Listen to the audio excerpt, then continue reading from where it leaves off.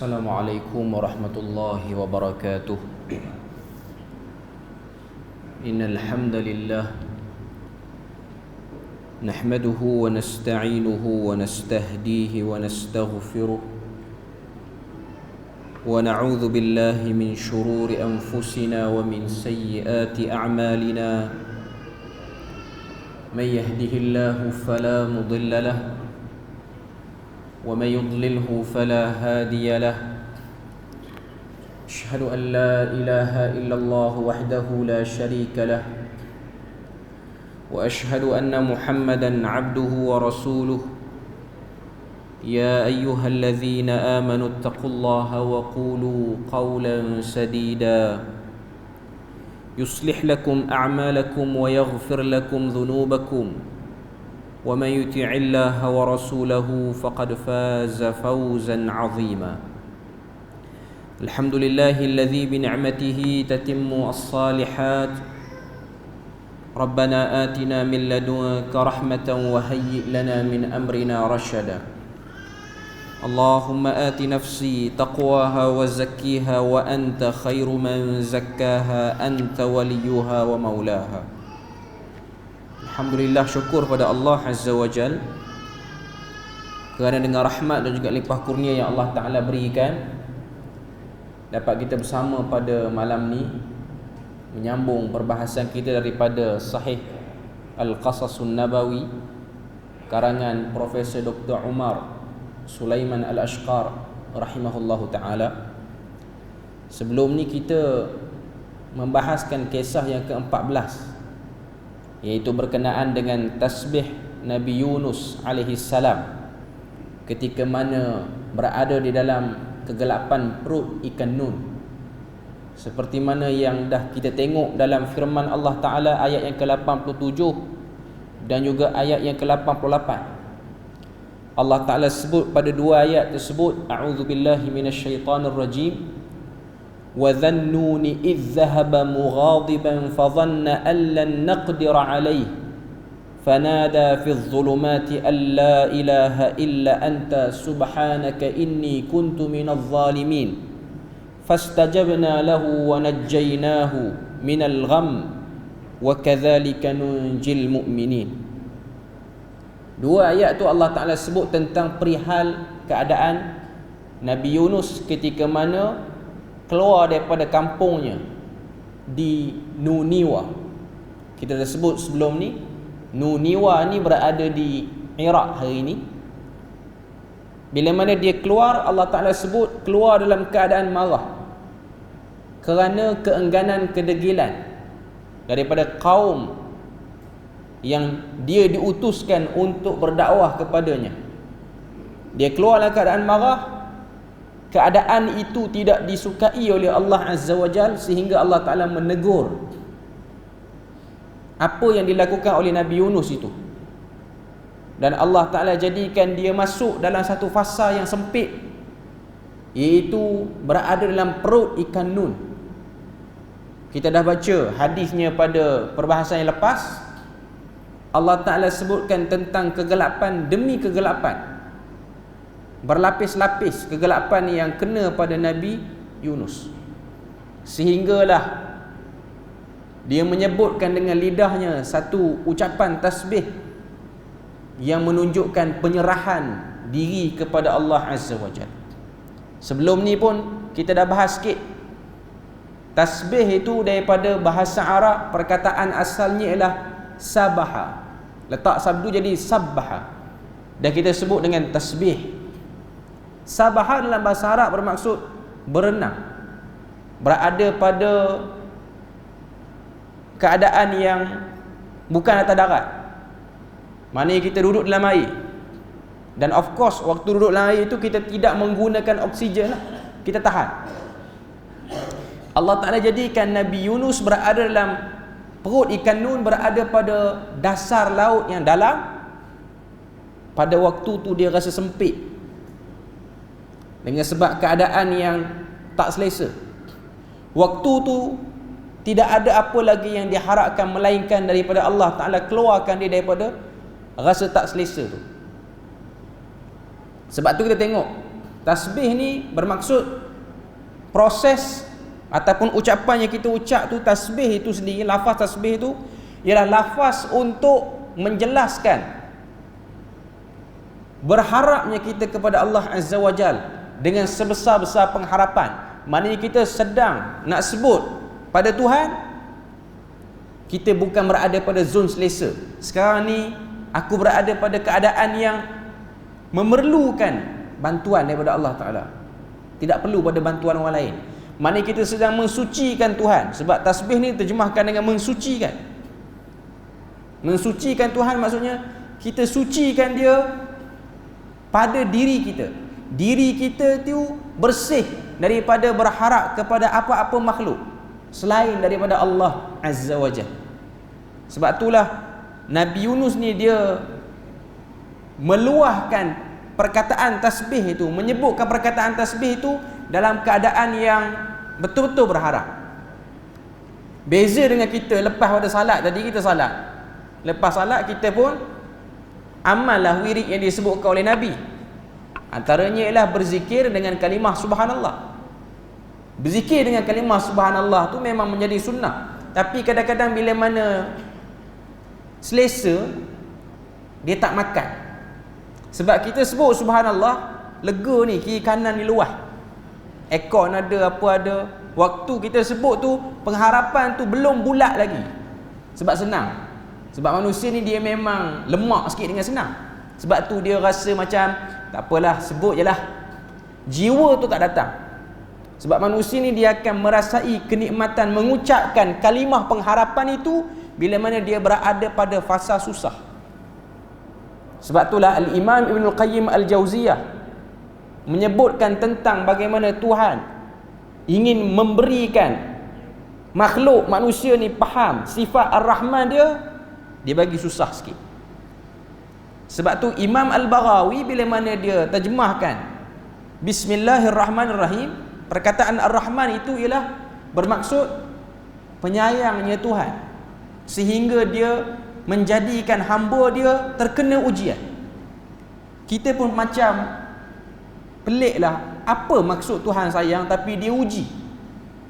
Dengan ujianlah manusia akan memberi perhatian kepada Tuhan yang dia sembah. Kalau tak ada ujian, ada kesenangan yang dia lalui ataupun yang dia dapat, menyebabkan kadang-kadang dia tak beri perhatian, fokus dia tu tak pergi pada Tuhan. Jadi para ulama menyebutkan tentang ujian itu ialah salah satu sebab untuk kita perasan sifat Ar-Rahman dan faham Ar-Rahmannya Allah Azza wa Jalla. Itu yang dah kita tengok daripada perbahasan kisah yang ke-14. Malam ni kita akan sambung lagi kisah yang seterusnya. Kisah yang seterusnya iaitu kisah yang ke-15, kisah berkenaan dengan wafatnya Nabi Allah Daud alaihi salam. Penulis rahimahullahu taala datangkan satu hadis yang diriwayatkan oleh Al-Imam Ahmad. Hadis ni kalau kita tengok telah diriwayatkan daripada sahabat bernama Abu Hurairah. Sebelum pada kita baca hadis tu, kita nak tengok intro yang diletakkan oleh penulis untuk masuk pada hadis tentang cerita ni. Kata penulis rahimahullahu taala, dia kata fi hadzal hadis qissatu wafatil abdis salih. Dalam cerita ni ialah cerita tentang wafatnya, meninggalnya satu orang hamba yang saleh, wan nabiyil mustafa, dan nabi yang dipilih, iaitu Daud alaihi salam. Kita tahu Nabi Daud ni Allah Ta'ala berikan kepada dia kelebihan, iaitu dia seorang raja, seorang pemerintah. Cuma anak dia lebih luas pemerintahannya, iaitu Sulaiman. Cuma dia tu dah hebat dah lah.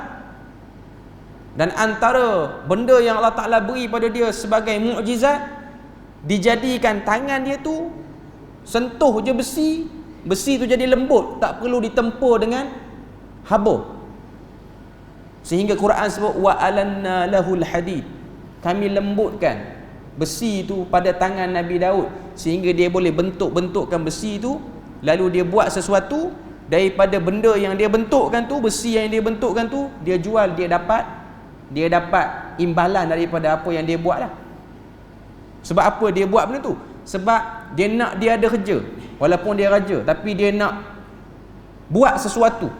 Dia nak berusaha dengan tangan dia sendiri. Cuma cerita tu bukan nak cerita, hadis ni bukan nak cerita tentang kehidupan Nabi Daud keseluruhannya, cuma nak fokus kepada saat-saat kewafatan Nabi Daud. Kemudian kata penulis, dia kata kana mulkan azima. Pada Nabi Daud itu ada kerajaan yang sangat besar, wa amiran muti'a, dan dia termasuk dalam pemimpin yang ditaati, digeruni, ada haibah, ada credibility. Orang segan dengan dia. Orang tak berani nak pegang kepala dia, orang tak berani nak lawan, nak main-main, nak buat lawak dengan dia, orang tak berani. Allah Ta'ala bila mana sampai waktu Nabi Daud ni dah nak habis ajal dia, maka dikirimlah malaikat maut untuk mengambil nyawanya. Dalam intro ni penulis kata, fadakhala malakil maut darahu min ghairi idni. Pada hari dia dah nak wafat, dah sampai ajal ni, malaikat maut telah masuk ke rumah Nabi Daud tanpa izinnya. Nanti kita akan tengok kenapa, macam mana Nabi Daud ni mengurus rumahnya. Wantidharuhu hatta raja'a ila manzilihi. Malaikat maut tu tunggu dia di rumah sampai dia balik. Bukan pergi cari, tapi tunggu sebab kemuliaan dia seorang nabi. Faqabada ruhahu, lalu diambil rohnya, min ghairi maradin asabahu, tanpa ada sakit-sakit berat yang kena. Tak ada sakit apa pun yang kena pada Nabi Daud. Wala afatun nazalat bihi, tak ada apa-apa pun yang menunjukkan tanda-tanda dia dekat ajal. Sebab tu sikit saya nak sebut tanda-tanda dekatnya satu orang tu dengan kematian. Ianya tak lebih daripada pengamatan umum saja. Tidak ada dalil yang jelas menunjukkan orang yang nak mati ni dia ada tanda sekian-sekian, tak ada. Tapi pengamatan tu ada. Sebab tu ada riwayat dalam sirah Ibnu Hisham, ada juga riwayat dalam Rahikul Makhtum oleh Al-Mubarak Furi, bila mana cerita tentang dekat-dekat Nabi Muhammad nak wafat. Bila mana dekat Nabi Muhammad nak wafat ni, pada waktu tu Nabi duduk rumah Aisyah. Nabi dah tak boleh bangkit dah. Yang jadi imam kepada orang-orang salat pun ialah Abu Bakar. Nabi duduk rumah Aisyah, isteri-isteri dia berganti-gantian jaga Nabi, termasuk ahli keluarga terdekat. Antaranya ialah pak menakan dia, iaitu Abbas bin Abdul Muttalib. Dia ni pak menakan Nabi, ayah kepada Abdullah bin Abbas. Dan selain pada tu ialah menantu Nabi sendiri dan juga sepupu Nabi sendiri, iaitu Ali bin Abi Talib.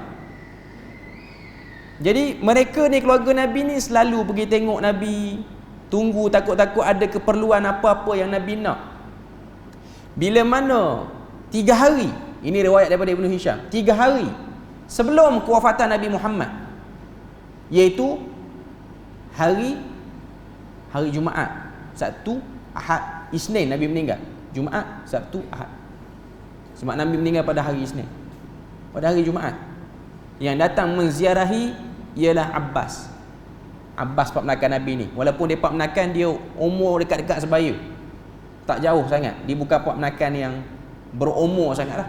Beza dengan Nabi setahun 2 macam tu je. Dia masuk tengok Nabi duduk di pembaringan, dia tak cakap apa-apa, dia tengok je muka Nabi, dia tengok, dia pun keluar. Dia keluar, Ali bin Abi Talib ada kat luar rumah.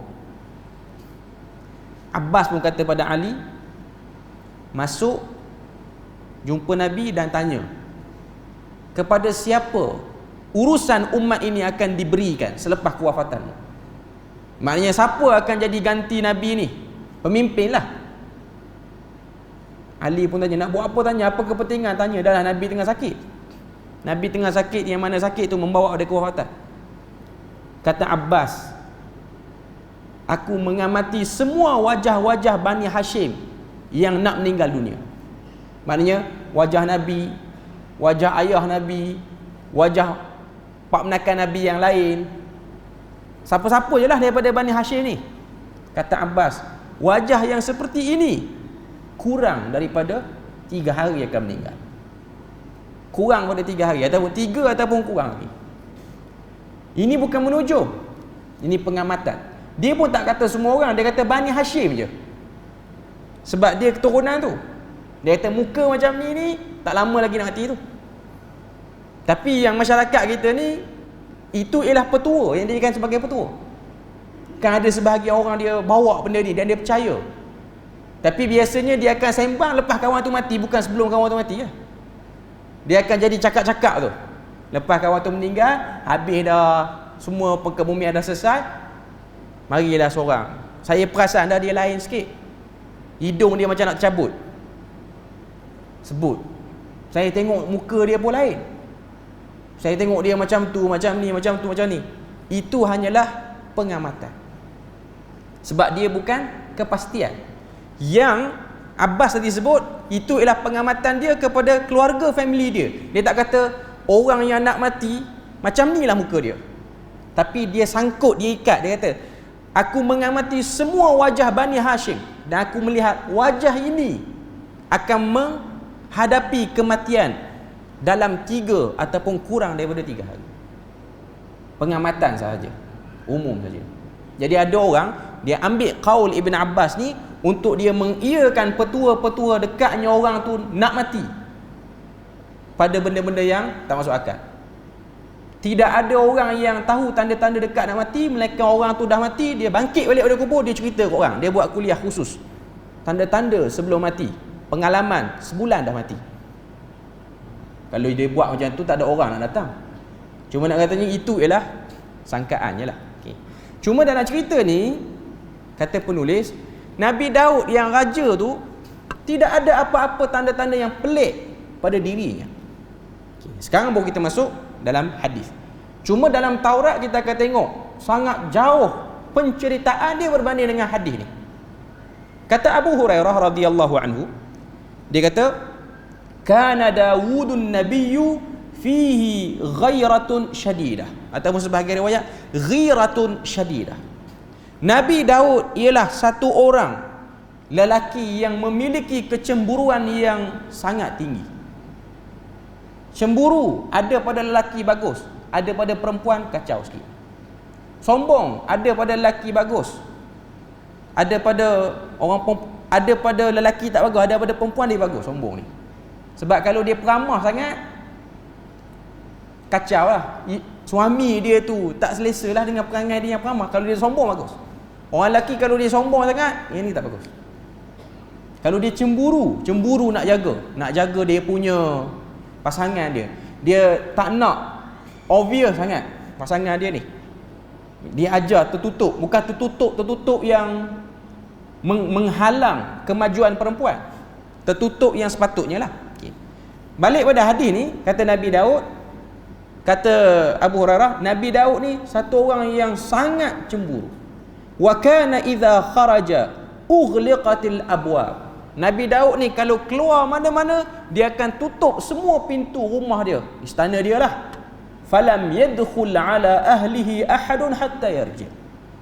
Dan tidak akan ada mana-mana orang pun yang akan boleh masuk ke rumahnya, berurusan dengan orang dalam rumahnya, sehinggalah dia balik. Maknanya Nabi Daud sangat menjaga family dia, terutamanya isteri dia. Kita pun boleh buat macam ni, tapi jangan jenis keluar balik 2 hari lepas pada tu naya lah orang rumah tu. Keluar pula tanya makanan dah nak habis dah. Balik-balik jadi bangkai dah kawan tu. Okey. Cuma nak katanya itu tak bagus lah. Keluar tu biar pandang reti lah. Okey. Maknanya dia tak akan buka pintu, dia tak akan jaga. Dia sangat menjaga benda ni. Sebab inilah benda yang penting, terutamanya bagi satu orang yang ada kepemimpinan. Paling-paling kurang pemimpin pada keluarga pun macam tu lah. Terutamanya isu aurat apa semua ni. Saya ada sebut, video yang saya sebut tu dia viral lain macam. Ada orang pro, ada orang kontra. Iaitu isu raya baru ni. Bila mana nak raya, ada sebahagian orang dia pilih nak duduk homestay ataupun hotel. Biarlah saya sebut lagi, nanti nak raya haji pula saya sebut lagi. Ada orang dia rasa benda tu blok untuk rapat dengan mak ayah. dah jarang-jarang balik. Sebenarnya balik ziarah mak ayah ni dia tak tertakluk pada hari raya pun. Boleh balik bila-bila. Kalau balik hari raya tu yang dia jam sampai 24 jam tu. Jadi orang yang nak balik yang lain pun fikir banyak. Ada orang yang dia boleh jaga rumah family dia, menjamin keamanan aurat. Okey, silakan untuk duduk di rumah family ramai-ramai. Yang saya sebut tu ialah rumah-rumah yang tidak mampu untuk menjaga aurat. Dan dia sebagai suami, dia ada rasa tak selesa kalau isteri dia, anak-anak perempuan dia, sekarang ni bukan perempuannya, yang lelaki pun kena risau juga. Saya dah pernah sebut sini. Dulu kalau tengok orang lelaki keluar dengan perempuan, isteri ni risau. Sekarang ni isteri risau juga tengok suami dia keluar dengan lelaki pun. Sebab sekarang boleh bedal, boleh balas dua-dua. Cuma saya nak katanya, dia ada ghirah tu, dia ada rasa. Dia rasa tak selesa kalau ipar dia tengok apa semua. Memang boleh jaga, tapi rasa insecure. Sebab berdasarkan kes-kes ni saya sebut ni sebab memang ada kes pun. Kita tak kena, family kita tak kena, tak apa. Dan kita bukan minta untuk kena. Sebab saya ada dapat soalan-soalan daripada setengah-setengah orang. Dia diganggu oleh iparnya hanya kerana dia tersilap menyusukan anak dia di hadapan family dia. Menyusukan anak ni kadang-kadang kita tak boleh tutup habis. Orang perempuan tak boleh tutup habis. Keadaan rumah raya ramai. Ipar dia, abang ipar dia, berterusan kacau dia. Kalau kita kena macam tu, kita tahu situasi sebenar dia. Tak kena tak apa. Tak kena, bukan minta kena. Tak kena tak apa. Cuma nak katanya inilah isu yang serius. Bukan isu main-main. Sebab kita tak tahu hati manusia ni dia boleh berbolak-balik hanya kerana satu pandangan je. Satu pandangan dia boleh fikir, dia boleh imagine. Jadi Nabi Daud, balik pada cerita Nabi Daud, dia tak akan buka pintu sehinggalah dia balik. Kemudian dalam hadis ni sebut qala, kata Nabi, fa kharaja dhata yaumin, yang kata ni Nabi Muhammad, Nabi Daud keluar pada satu hari, wa ghulliqatid dar, dan dikunci semua pintu rumahnya, fa aqbalat imra'atuhu tattali'u ila ad-dar.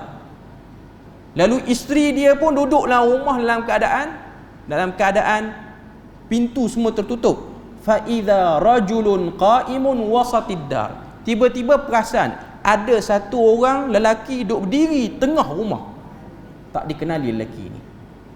Faqalat, lalu isteri dia kata pada lelaki itu, liman fil bait? Siapa kamu? Min aina dakhala hadha ar-rajul ad-dar? Daripada mana kamu masuk rumah ni wahai lelaki? Wad-daru mughlaqah, sedangkan rumah ini telah dikunci. Wallahi latufdahunna bi Daud, demi Allah Daud akan ambil tindakan pada kamu, iaitu merujuk pada Nabi Daud. Faja'a Daud, lelaki itu dia diam. Lelaki ni malaikat maut ni, dia dah menyerupai manusia. Dia diam, dia tak balas, dia tak respon apa pun. Faja'a Daud, Nabi Daud pun balik. Fa idza rajulun qa'imun wasatid dar. Bila mana Nabi Daud balik dan dia dapati lelaki itu masih lagi berdiri di tengah rumah tu. Faqala lahu Daud, Nabi Daud pun tanya, man anta? Siapakah kamu? Qala ana alladhi la ahabul muluk, kata lelaki itu, aku ialah makhluk yang tidak takutkan pada mana-mana raja. Wala yamtani'u minni syai', dan tidak ada siapa-siapa pun yang boleh menghalang aku.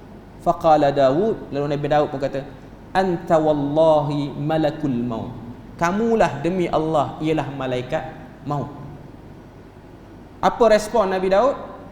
Famarhaban bi amrillah, maka selamat datang keputusan Tuhan kepadaku. Nabi Daud dia lembut sikit. Kita dah baca hadis sebelum ni kan. Sebelum ni Nabi Musa bila mana datang malaikat maut, dia buat apa? Dia pelempang malaikat maut tu sampai tercabut mata. Tu hadis riwayat yang sahih. Sampai naik balik malaikat, kena tanya balik Tuhan, dan Tuhan ejah balik mata tu, turun balik. Sebab apa? Sebab karakter Nabi Musa menghadapi orang yang degil. Orang yang degil ni memang memberi kesan kepada orang yang berurusan dengan dia. Dia ketegak, menyebabkan orang yang tak tahan dengan ketegak dia jadi cengih pula. Jadi Nabi Musa karakter dia cengih sikit lah. Jadi dia kira bantai dulu. Lepas tu baru nak tahu apa tujuan datang. Dia pelempang dulu malaikat, dah nak cabut mata baru tahu oh ni malaikat maut. Nabi Daud dia lain. Famarhaban bi amrillah, dia kata. Maka selamat datang kepada keputusan Tuhan. Faramala Daud makanahu wa haitsu qubidat ruhahu. Kemudian kata Nabi SAW, ketika mana Nabi Daud kata selamat datang kepada perintah Allah, maka Nabi Daud pun bergerak sikit ke tempat lain daripada tempat yang dia diri ataupun duduk tu, sampai satu sudut tu nyawanya dicabut. Maknanya ruh dia telah berpisah pada jasadnya. Hatta faragha min sya'nihi wa tala'at alaihi syams, kata Nabi. Pada waktu urusan Nabi Daud dah selesai, nyawa dia dah tercabut, matahari pun terbit. Maknanya urusan tu berlaku pada waktu akhir malam. Waktu akhir malam ni disebut sebagai falak. Akhir malam nak masuk pada siang. Surah Al-Falaq tu, Qul a'udzu birabbil falaq. Katakanlah wahai Muhammad, aku berlindung dengan Tuhan yang mempunyai falak, yang menguruskan falak. Bukan falak. Falak tu dengan kaf yang tengok bintang tu. Okay. Ini falak, huruf kaf, yang bermaksud dibelah ataupun dikoyak waktu tu. Seakan-akan terkoyak waktu malam itu dengan datangnya cahaya matahari. Cuma mengikut amalan masyarakat jahiliah dan juga amalan Bani Israel jahiliah, waktu falak ni ialah waktu yang sangat ampuh untuk melakukan kerja-kerja jahat, terutamanya sihir. Sebab itulah kalau kita tengok surah Al-Falaq tu, Qul a'udzu birabbil falaq min syarri ma khalaq wa min syarri ghasiqin idza waqab wa min syarri naffatsati fil 'uqad, daripada keburukan peniuk-peniuk kepada simpulan-simpulan, merujuk kepada ahli sihir. Para ulama sebut ahli sihir itu ialah ahli sihir perempuan yang merupakan anak kepada Labid bin A'sam. Itu yang pertama. Sebahagian tafsir lagi sebut perbuatan tukang sihir ni, walaupun dia lelaki, perbuatan dia ialah perbuatan pondan, sebab tak berani sparring depan-depan, main ikut belakang. Sebab tu perbuatan tu disebut dalam bentuk keperempuanan. Kalau dia berani bertumbuk depan-depan, jangan sihir belakang, pukul curi tak jalan. Sebab tu dia sebut dengan nafasat, peniuk-peniuk perempuan. Kalau dia lelaki pun dia pondan lah, istilah kita. Sebab dia tak berani berdepan, dia main ikut belakang. Okay. Cuma nak katanya yang ampuh ialah waktu tu. Waktu-waktu seperti itulah, maknanya dia punya waktu yang disangka mujarab lah untuk buat apa-apa. Okay. Balik pada hadis ni.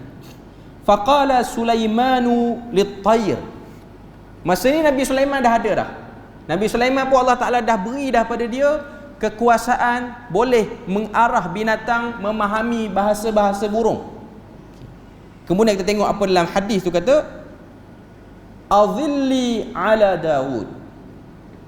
Nabi Sulaiman kata kepada burung-burung yang berterbangan, naungilah Nabi Daud. Fa adallat alaihi at-tayr. Lalu burung-burung itu berkumpul dalam satu kawanan, lalu menaungi Nabi Daud alaihi salam, sehingga dalam hadis tersebut adlamat alaihimal ard. Pada waktu itu sebahagian belahan bumi menjadi gelap. Dia bukan menaungi itu dekat atap rumah je. Ada satu kawasan tu nampak gelap kerana kawanan burung yang telah menaungi Nabi Daud. Faqala laha Sulaiman. Dalam hadis tu kata, Nabi kata, lalu Nabi Sulaiman berkata kepada burung-burung itu, iqbudi janahan janaha. Maksud dia apa? Maksud dia ialah tariklah ataupun katuplah sayapmu itu satu persatu. Qala Abu Hurairah.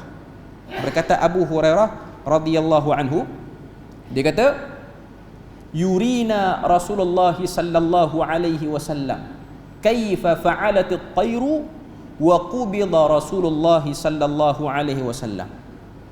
Kata Abu Hurairah radhiyallahu anhu, dia kata Nabi pun buat isyarat macam mana tertutupnya ataupun ditutupnya sayap burung-burung itu, dan lalu diambillah ataupun diuruskan jenazah Nabi Daud alaihi salam.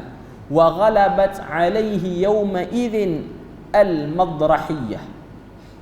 Dalam hadis tu maksud dia, kata Nabi SAW, dan Rasulullah tu merujuk pada Nabi Daud, diambil sementara pada hari itu burung yang lebih besar, yang lebih saiz itu lebih besar, memberi naungan, ialah burung helang yang bersayap lebar. Nabi buat isyarat katuk tu macam ni ya, Nabi kata. Maknanya ada burung yang dia katuk sebelah, lepas tu ada satu lagi burung yang cover di sebelah. Sebab burung kalau dia katuk, semua jatuhlah dia. Ini ialah satu formation yang kita kena tengoklah burung macam mana. Nak buat contoh pun kita payah. Tuan-tuan mungkin boleh tengok formation kapal terbang apa semua ni lah. Cuma nak kata ia ialah satu pergerakan, poin dia lah untuk menaungi Nabi Daud tu sebagai satu bentuk kemuliaan. Sebab dia raja. Biasa kita tengok kalau raja ni kematian dia adalah formation daripada tentera udara ke apa semua. Tapi burung buat tak peduli ya. Oh, ada orang mati. Biasalah. Okey. Tapi yang ni burung. Bila mana burung yang memberi kehormatan, itu ialah menunjukkan kepada kita kekuasaan Nabi Daud dan juga kekuasaan anaknya Sulaiman. Okey. Dalam syarah hadis kita tengok. Syarah hadis ni dia buat comparison, perbandingan antara cerita dalam hadis dengan cerita dalam cerita dalam Taurat. Okey. Dalam penjelasan hadis dia kata hadzal haditsu fihi qissatu wafati Nabiullah Daud. Dalam hadis ni ada cerita kewafatan Nabi Allah Daud. Akhbarana Rasuluna sallallahu alaihi wasallam, telah mengkhabarkan kepada kita Rasulullah sallallahu alaihi wasallam, annahu kana yaum wafatihi fi kamili sihhatihi. Pada hari kewafatan Nabi Daud berada pada kesihatan yang sempurna, wa tamami afiyatihi, dan elok keadaan dia. La kama yaz'umul ladzina danau Taurah, tidak seperti mana yang telah disebut dalam Taurat. Taurat kata apa? Okey. Dalam buku ni dia kata ada dalam Old Testament yang dipercayai oleh orang Kristian dan juga Yahudi sekarang, ada satu part dalam bahagian Old Testament tu, nama dia bab Safar Muluk. Tu bahasa Arab lah. Bahasa Melayu dia ialah perjalanan raja-raja ni. Anna Daud fi akhir ayyamihi syakh. Riwayat tersebut, Daud ketika mana di akhir-akhir hayat dia, Nabi Daud ni, dia menjadi tua yang berubah banyak dia punya fizikal dia. Syakh ni maknanya tua renta, maknanya berkedut dia punya fizikal dia. Tak nampak orang kata apa, keperkasaan tu tak. Dia macam tak larat betul. Walazimal firash, ni dalam Taurat sebut, dan dia telah berbaring saja, dia tak bangkit pun. Okay. Wa faqada quwwah, dan hilang kekuatannya. Fakanu yaddathirunahu bisyab fala yadfa. Diselimuti Nabi Daud dengan selimut, tapi dia tidak dapat hilangkan kesejukan dia tu, tak dapat hangatkan badan dia. Wa annahum ahdaru lahu fatatun jamilatun kai tadji'u fi hadnihi liyadfa. Lalu diletakkan, dihantar satu orang perempuan cantik untuk peluk Nabi Daud, sehingga Nabi Daud rasa panas sikit. Yang ni lain macam dah cerita dia. Ni cerita Taurat. Cerita Taurat ni memang karut dah cerita. Dia kata bagi perempuan dekat Nabi Daud, bagi dia rasa panas sikit. Okay.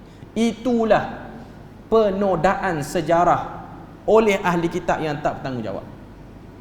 Sebab tu Allah Ta'ala sebut tentang buruknya tangan-tangan yang menulis huraian-huraian kepada cerita Nabi-Nabi yang terdahulu.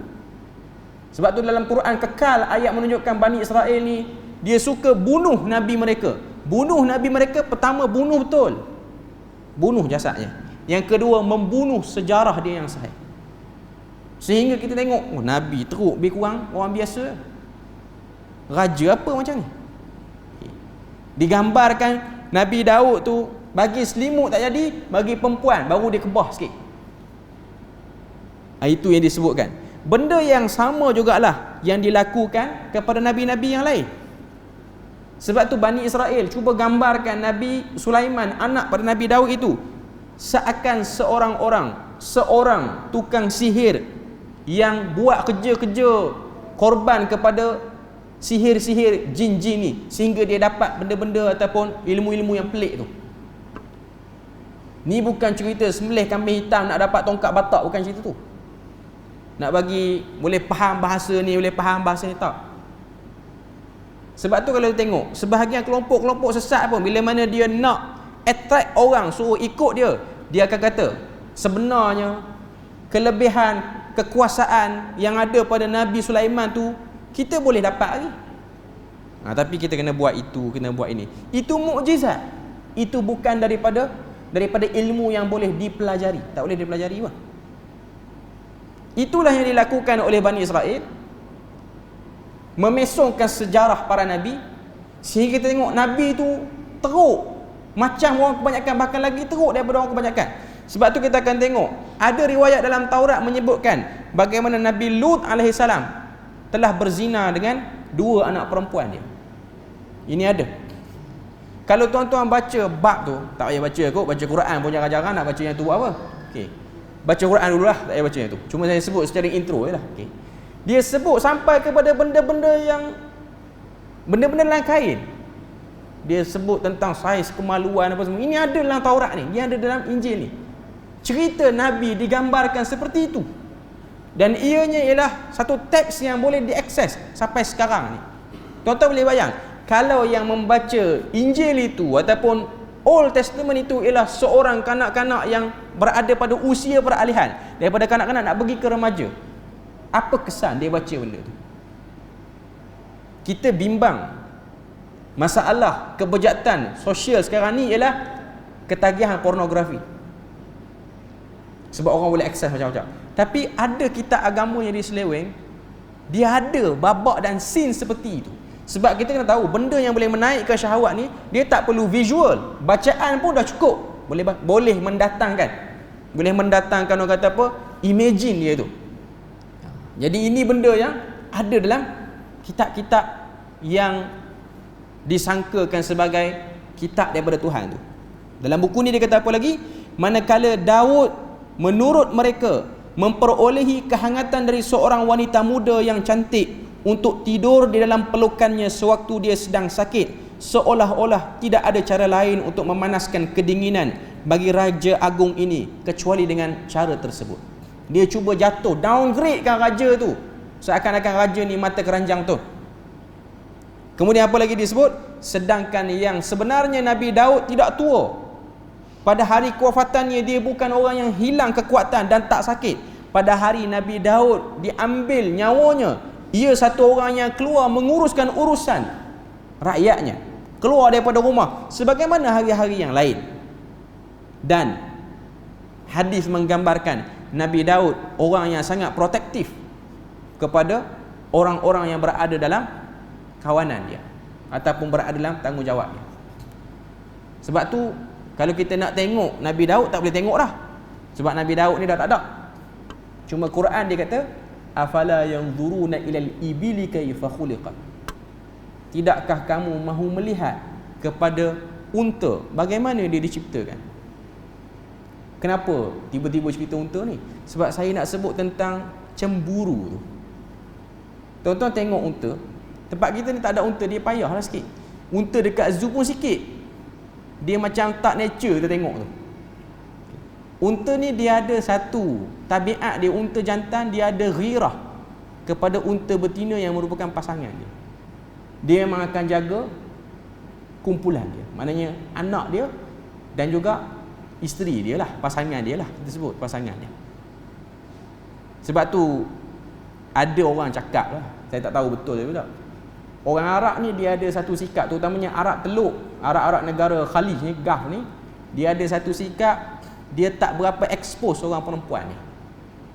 Sebab tu kalau tuan-tuan tengok pemimpin-pemimpin negara Arab Teluk, bukan negara Arab secara keseluruhan, negara Arab Teluk. Arab Teluk ni negara Arab Saudi, negara Kuwait, Qatar, UAE ni, dia orang tak expose isteri dia orang macam orang-orang bangsa lain.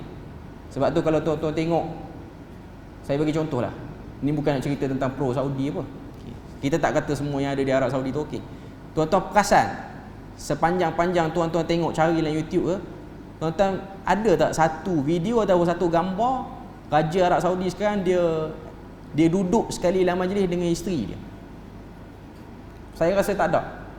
Dia tak ada isteri, dia ada isteri, tapi dia tak expose. Itu sikap orang Arab, dia ada ghirah.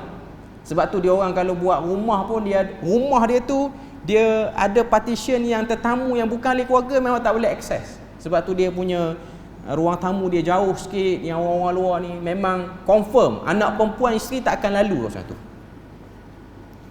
Ada orang kata Arab jadi macam tu sebab kuat makan unta lah. Kuat makan unta jadi macam tu. Tapi dia orang kentut ni tak kuat sangat. Yang kuat kentut ni Melayu lah. Sebab memang ada pandangan orang yang makan daging unta ni dia kena ambil wuduk balik, sebab makan daging unta ni mempercepatkan kentut tu. Walaupun tak kentut tapi ada pandangan fuqaha makan je terus batal wuduk. Ada sebahagian pandangan fuqaha. Cuma kalau Quran sebut, tidakkah kamu tengok kepada unta? Unta ni dia ingat. Dia ada ghirah tu. Dan dia ingat orang yang menyakiti dia. Tuan-tuan kena hati-hati kalau unta ni kita buat lebih kurang, dia ingat, dia tak akan orang kata apa, lawan kita terus, dia simpan. Ini mengikut pada pengalaman saya pernah tanyalah sebahagian orang-orang yang terlibat dalam benda ni, perladangan unta ni di zaman belajar dulu. Kalau kita terpukul dia dengan sengaja sehingga dia sakit, dia akan ingat kita. Ada satu orang di Jordan dulu, ada satu tempat saya pergi, dia ni jaga kebun unta. Tempat ni lah, ladang unta ni lah. Okay. Dia jaga, dia terpukul sekali. Unta tu tengok je dia. Seminggu lepas pada tu, dia duduk tidur dalam pondok dia. Dia ni orang Sudan, orang kulit hitam Sudan yang bekerja. Unta tu datang, dia berlari dengan laju, dia rempuh pondok tu sampai hancur. Cerita minggu lepas. Baru ada peluang nak balas. Cuma nak kata dia ingat, dia makan dalam. Okay. Kita bagi ruang azan dulu, lepas tu kita sempurnakan pengajaran hadis sikit. Okey, kita sambung sikit je lagi pengajaran dan faedah yang disebut dalam hadis tadi, hadis tentang cerita kewafatan Nabi Daud alaihissalam. Secara umumnya dia tak letak banyak, dia letak 4 je. Yang pertama, hadis ini membantah berita-berita yang disebutkan oleh ahli sejarah Bani Israel, iaitu cerita Nabi Daud sakit teruk sehingga tak boleh bangkit dan kena ditidurkan dengan perempuan baru kebah sakit dia tu. Ini ialah menafikan cerita-cerita tersebut. Yang kedua, kemampuan malaikat untuk menjelma dalam bentuk manusia. Itu malaikat maut, dia menjelma dalam bentuk manusia. Dan yang ketiga ialah tentang akhlak yang ada pada Nabi Daud, iaitu protektif. Jangan overprotektif, protektif terhadap isteri-isteri dia. Jangan buat sambil lewa, jangan buat tak hirau sangat pada benda-benda yang berkait dengan kepentingan isteri itu. Yang keempat, keutamaan Sulaiman dalam menundukkan burung dan memerintahkannya agar memayungi jenazah Daud. Ini nak tunjuk pada kita, sekiranya satu orang pemimpin wafat, meninggal ataupun mangkatlah istilah istana kita, okay, boleh ataupun tidak berlakunya upacara yang agak khusus kerana kemangkatan ataupun kewafatan pemimpin. Secara umumnya para ulama menyebutkan tentang apa yang dilakukan oleh Nabi Sulaiman menunjukkan benda tu dibenarkan. Menunjukkan orang yang meninggal ni dia ada kedudukan yang berbeza berbanding orang kebanyakan. Burung tu berada pada formasi menutup jenazah Nabi Daud tu menunjukkan ada seakan-akan macam istiadat khusus lah untuk menunjukkan tentang kematian tu, nak bagi redup semua kawasan. Tapi sekarang ni tak boleh lah. Nanti kalau pengampungan sunnah panas sangat bagi burung duduk atas Masjid Alwi ni. Kalau boleh buat sejuk lah kita. Tapi tak boleh buat yang tu. Kalau boleh buat pun jadi lain macam tu. Okay. Cuma nak katanya itu benda yang kita tak boleh nak bayang dengan zaman kita. Tapi itulah realiti mukjizat yang Allah Ta'ala berikan kepada Nabi Sulaiman alaihissalam yang merupakan anak kepada Nabi Daud alaihissalam. Seterusnya nanti kita akan sambung pada kisah yang ke-16 pada kali yang akan datang. cerita tentang Nabi Sulaiman pula. Tadi dah selesai cerita Nabi Daud, dan kita berpada situ je untuk malam ni. Moga Allah Ta'ala beri rahmat dan berkat. Subhanakallahumma wa bihamdik, asyhadu an la ilaha illa anta wa astaghfiruka wa atubu ilaik. Wassalamualaikum warahmatullahi wabarakatuh.